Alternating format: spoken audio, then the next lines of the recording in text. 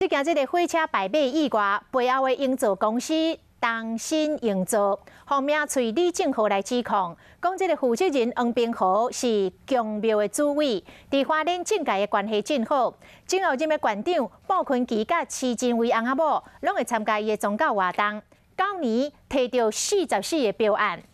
花莲县政府是出面来背回讲，这个宗教归宗教，政治归政治，袂当参咧讲，嘛决定要来告李正浩加当诽谤。我们回头去检讨这个案子，荒唐的是，最低层的工地主任李义祥被收押了，可是最高层的交通部长也辞职了，可中间一系列的监造的厂商跟承包厂商没有人负责。李正浩伫面册写讲，这件败马事故背后的东新营造甲政府的关系真好，有一张主委黄冰豪甲花莲县前县长鲍坤基做伙食四过相片。伊讲双方关系唔是安尼尔，连现任的县长徐真伟嘛出席宗教活动，拢总和李正浩压出来。当他关系跟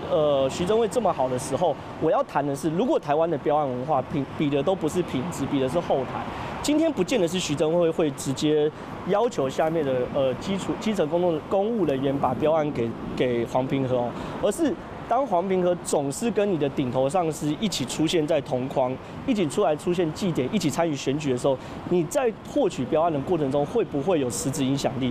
李正浩讲，造成这摆史上最严重的车祸的人是二庭营造负责人李义祥，因为当时兼东新营造工地主任。东新营造负责人黄冰豪就是孙明江的主委，因为政界关系真好，9年来摕到44个标案。即马路坪敢有设围篱，人员的管理敢有问题，真有责任。针对李正浩安尼伫讲，花莲县政府随去甲告。